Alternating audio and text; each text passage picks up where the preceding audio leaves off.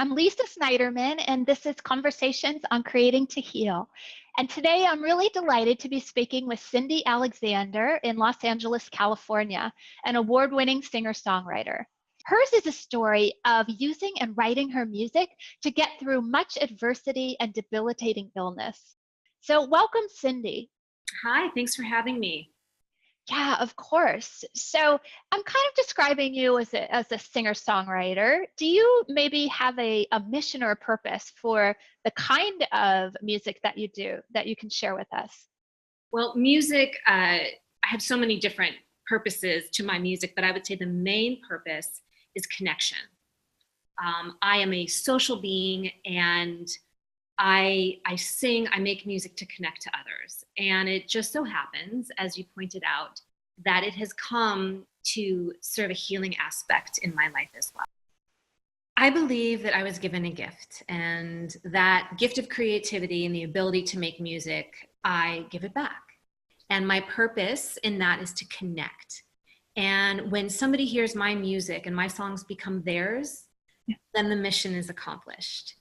And I try to set an example for my kids that we can do good works with our gifts. So if I'm going to leave them and I'm going to go on tour, I want them to see that there is a positive message and that I am giving back to the world. And I always teach them we want to leave the world a better place for us having been here.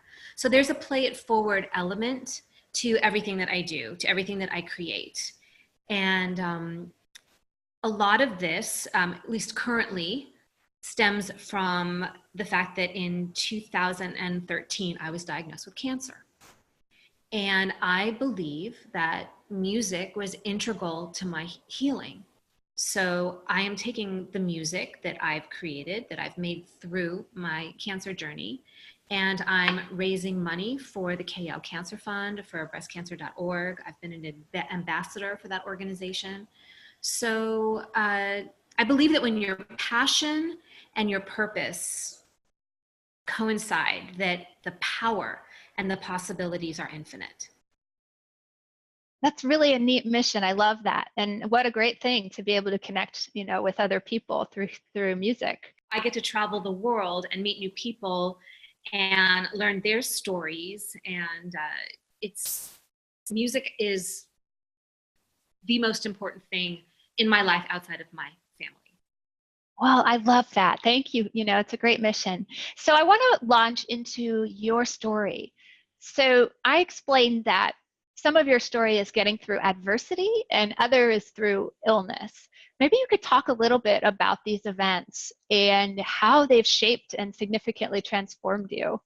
My entire life is a transformation. My music has transformed with me. I'm more responsible and more careful about what I put out these days because I'm a mother.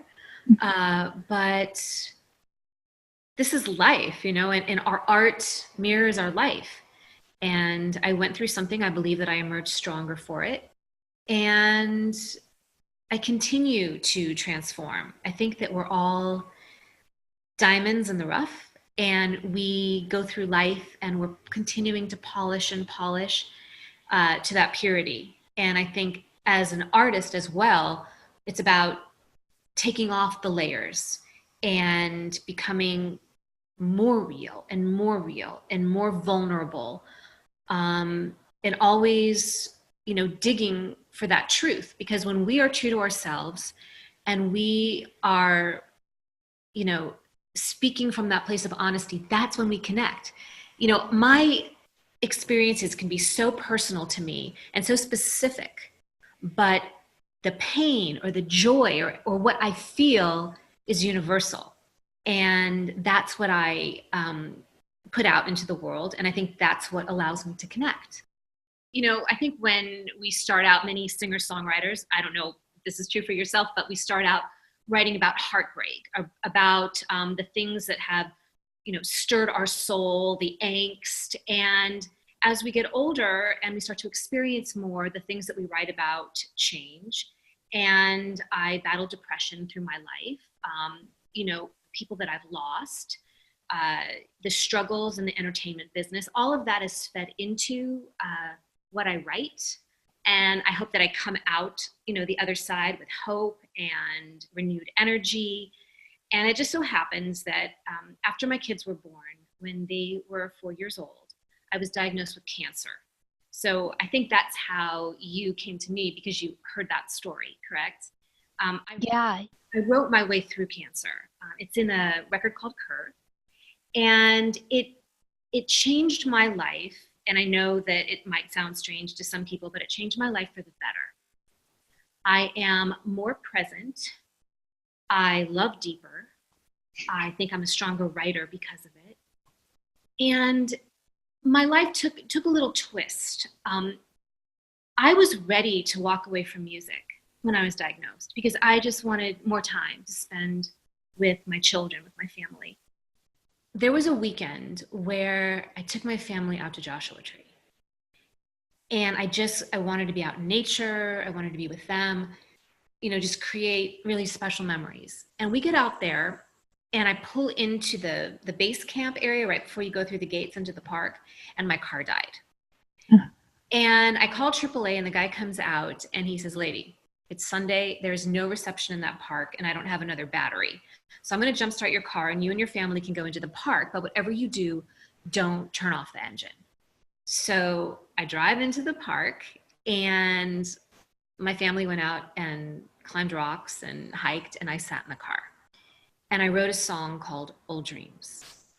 And that was basically the start of a record. And since I was so public about what I was going through, I mean, that's another beautiful thing about being an artist and connecting with your fans. I mean, they really were there for me and supporting me. I kind of journaled everything on Facebook. So I start recording, and I did what I had always done. I fan funded my record.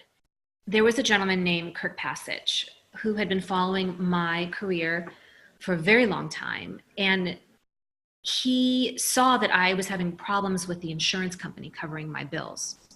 And he reached out to me, and he said, besides being an entertainment attorney, I also deal with insurance companies. And I was already $50,000 in debt. So there was no way that I was going to hire an attorney. And he said, no. Just come in, let's talk. So he saw that I'd been fan funding the record, and he asked me how I was doing. And, the truth be told, with the economy the way it was in 2013, people didn't have the expendable income that they used to have. So the people that would usually donate, let's say 100, were donating $25, that kind of thing. So I still needed some more money, to finish the record. And he gave me a choice. He said, you can either do a class action lawsuit, and it's pro bono, I'll handle this, or I'll give you the money to finish your record. And I chose the latter. So I created this record, Curve, and I invited Kirk in to the recording sessions. And when it was done, he said, you need to do something with this. And I said, no, I'm just really happy that I'm alive. And he said, no, you really need to do something with this. I'm like, then you should just start a record label. And he did. And that record label is Blue Alon Records. And I was the first artist. Something really negative and horrible turned into something incredibly beautiful, and it's branched out, and it has touched and affected so many people in such a positive way that I can only be grateful for that journey.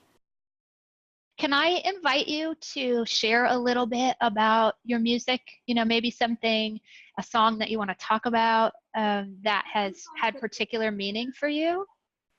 Okay, so I would love to share with you the video to Old Dreams. It was directed by Stacy Black, and her mother passed from breast cancer.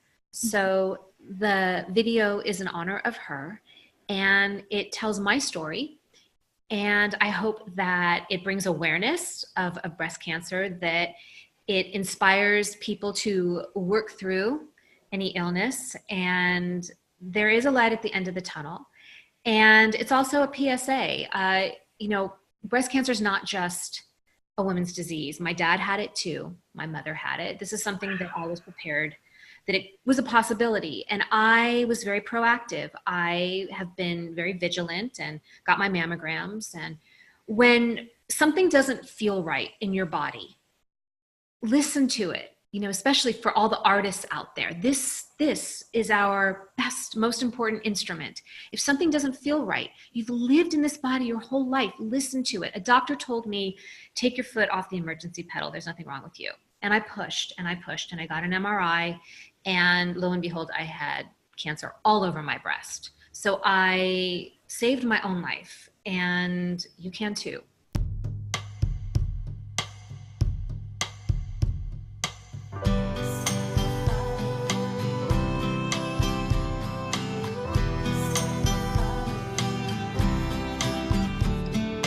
Drove through Yucca Valley, kids crashed out and back. Dad is flipping stations till he finds some Johnny Cash. The cactus up ahead, they look like cowboys waving high. They say, come but keep your distance. That's the story of my life. Stop, let it all sink in. Old dreams die to let new ones begin. Lay your gifts upon the stone, turn and walk away. Some will follow you home. Thank you so much, Cindy. Is there anything else that you might want to leave us with? That's a pretty big life lesson right there, is listen to your body and make sure that you attend, to your own needs and listen, listen to what it's telling you. Is there anything else that you might want to leave us with? When your passion meets your purpose, that your power and your ability to make positive change is infinite. So follow your passion, follow your purpose, and let them work together. I love that. Follow your passion and your purpose and let them work together. That's amazing and very inspiring words. Thank you, Cindy, for coming on to Conversations on Creating to Heal. Oh, thanks for doing this. It's very important work. So thank you for letting me be a part of it.